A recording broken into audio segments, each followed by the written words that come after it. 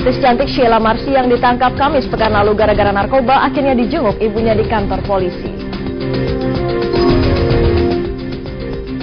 Beberapa kawasan hutan di Pulau Jawa masih terus terbakar meski di Sumatera sudah mulai padam.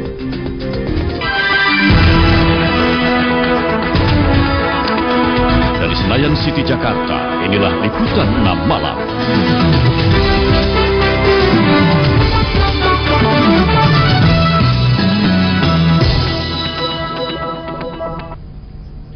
Saudara, selain dua informasi tadi, nantikan informasi lainnya dari dalam negeri dan mancanegara. Saya Juanita Wiratmaja, inilah Liputan 6 Malam selengkapnya. Laporan pertama dari Jakarta.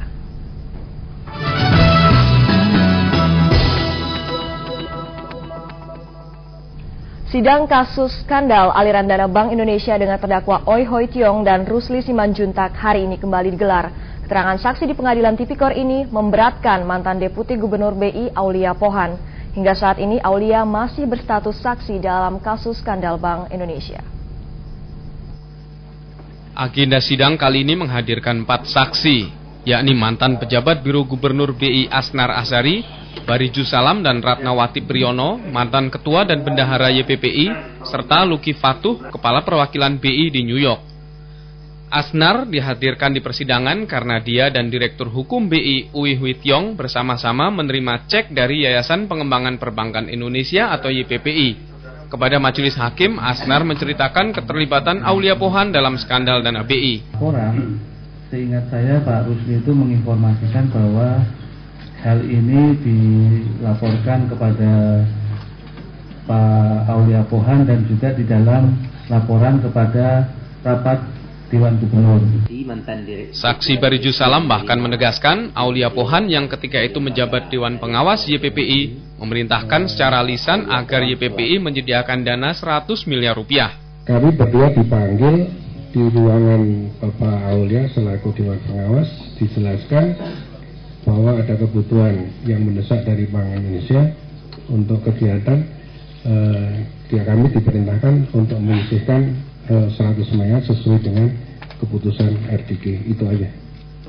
Lagi-lagi nama Aulia Pohan disebut-sebut sebagai pejabat penting dalam permainan duit 100 miliar rupiah di Bank Indonesia. Hingga kini KPK masih menetapkan Aulia Pohan sebagai saksi. Tim Liputan 6 SCTV melaporkan dari Jakarta. Polisi hari Senin menyerahkan tersangka kasus pembunuhan Munir Muhdi PR kepada Kejaksaan Agung. Penyerahan ini juga disertai barang bukti berupa keterkaitan antara mantan Deputi Kepala Badan Intelijen Negara ini dengan Polikarpus, terpidana kasus pembunuhan aktivis HAM Munir. Pihak Kejaksaan juga sudah menyiapkan 10 jaksa untuk persidangan yang akan digelar dalam waktu dekat. Muhdi PR berangkat dari tahanan markas Brimob Depok menuju Kejaksaan Agung Senin siang.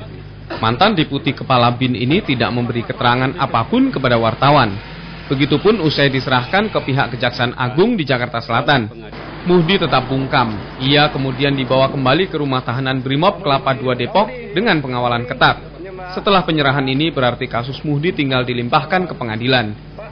Pihak Kejaksaan Agung kini telah menyiapkan 10 jaksa untuk menghadapi sidang yang akan digelar di Pengadilan Negeri Jakarta Selatan dalam waktu dekat. Kita siapkan tinggal pelimpahan. Pelimpahan mana? Pengadilan Negeri Jakarta Selatan. Muhdi PR melalui pengacaranya juga berharap sidang bisa dipercepat karena mengaku dirinya tidak bersalah. Lebih cepat lebih bagus gitu. Cuman Pak Muhdi masih tetap bersikukuh bahwa beliau itu adalah jelas-jelas bahwa beliau itu adalah korban intervensi asing. Muhdi PR terseret kasus ini setelah polisi menemukan bukti pembicaraan telepon antara mantan Deputi Kepala BIN ini dengan terpidana Polikarpus. Selain telepon, kesaksian 2 mantan agen BIN juga memperkuat dugaan adanya hubungan antara Muhdi dan Polikarpus. Munir tewas setelah diracun di atas pesawat yang membawanya dari Jakarta menuju Amsterdam, Belanda. Hingga kini motif pembunuhan aktivis HAM itu masih belum terungkap. Tim Liputan 6 melaporkan dari Jakarta dan Depok, Jawa Barat. Beralih ke kasus narkoba yang melibatkan artis. Saudara, apa reaksi Anda jika mengetahui anak atau keluarga Anda ditangkap polisi karena terlibat narkoba? Sedih atau senang? Mungkin pendapat Anda berbeda dengan perempuan Bali yang satu ini, Maria Cecilia Joseph, Ibu dari artis sinetron Sheila Marcia yang tertangkap polisi karena terlibat sabu-sabu malah senang dan puas melihat putrinya menjadi tahanan polisi. Maria Joseph tiba di Polres Jakarta Utara Senin sore setelah tertunda kedatangannya sehari sebelumnya dari Bali karena tidak dapat tiket pesawat tujuan Jakarta. Selama 30 menit menjenguk putrinya, Sheila Marcia, yang dikenal sebagai bintang sinetron, model, dan juga bintang film. Lalu bagaimana reaksi sang bunda setelah bertemu anaknya di ruang tahanan Polres Metro Jakarta Utara yang kini sudah berstatus tersangka kasus narkoba? Saya menangis karena saya bahagia karena Tuhan Yesus telah menyelamatkan anak saya. Anak saya dalam keadaan baik. Polisi masih terus mengembangkan kasus Sheila Marcia sejak ditangkap unit Satuan Narkoba Polsek Metro Penjaringan ketika bersama 9 perempuan lainnya tengah pesta sabu-sabu di salah satu apartemen di kawasan Penjaringan, Jakarta Utara. Setelah menjalani pemeriksaan, polisi hanya menetapkan 6 orang sebagai tersangka, termasuk Sheila Marcia, bintang sinetron yang masih berusia 18 tahun itu. Polisi juga menyita 7 paket sabu-sabu dan bong atau alat penghisap sabu-sabu. Deden Julianes melaporkan dari Jakarta. Di musim kemarau seperti saat ini, hutan begitu mudah terbakar. Di Boyolali, Jawa Tengah, puluhan hektar hutan pinus di Taman Nasional Gunung Merapi hangus terbakar.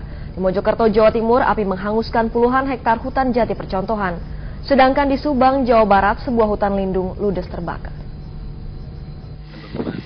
Hutan pinus di Taman Nasional Gunung Merapi terbakar sejak akhir pekan lalu. Kebakaran ini menyebabkan puluhan hektar hutan pinus di petak 54 di Desa Stabelan, Kecamatan Selo, musnah. Di sebagian lokasi api memang sudah bisa dipadamkan, tapi di sejumlah lokasi lain masih tampak titik api, terutama di lokasi-lokasi yang sulit terjangkau. Kebakaran sempat mengakibatkan warga di lereng Merapi mengalami kesulitan air karena jaringan pipa air bersih ke permukiman warga ikut terbakar. Penyebab kebakaran belum diketahui, tapi diduga akibat pembakaran kayu oleh warga untuk dijadikan arang. Dugaan ini berdasar temuan adanya bekas-bekas tempat pembuatan arang di dalam hutan pinus tersebut tanpa diketahui pemiliknya.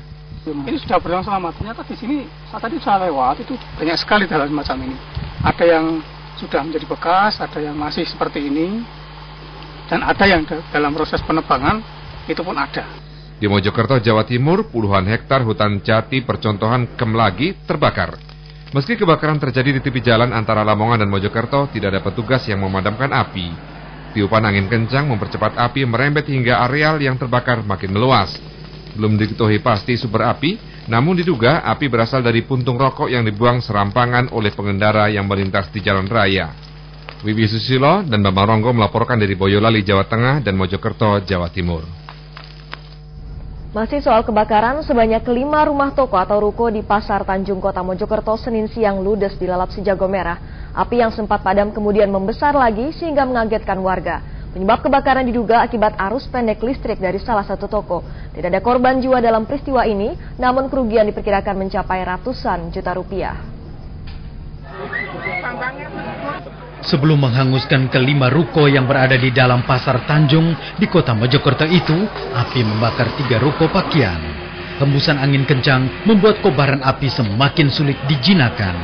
Pemilik ke-5 ruko kewalahan mengamankan barang dagangan mereka dan akhirnya membiarkan ruko mereka musnah terbakar. Cepatnya api membesar karena barang yang terbakar itu terdiri dari bahan-bahan plastik. Pertama dari api, langsung dia lari, bilang warga. Itu toko apa aja, Pak? Gudang kok itu, tidak tahu tokonya, gudang palen. Asal api diduga akibat arus pendek listrik. Diperkirakan kerugian mencapai ratusan juta rupiah karena seluruh ruko yang terbakar itu penuh dengan barang dagangan. Bambang Ronggo melaporkan dari Mojokerto, Jawa Timur. Beralih ke mancanegara, Kawasan Kashmir kembali bergejolak menyusul bentrokan antara warga Muslim Kashmir dengan polisi setempat. Bentrokan ini terjadi setelah polisi membubarkan paksa unjuk rasa warga Muslim yang menentang blokade dagang yang dilakukan warga Hindu. Pasukan pemerintah India ini telah diinstruksikan untuk membubarkan unjuk rasa warga Muslim Kashmir yang digelar di Srinagar hari Senin. Mereka mematuhi perintah itu dengan menembaki pengunjuk rasa dengan tembakan peringatan dan gas air mata.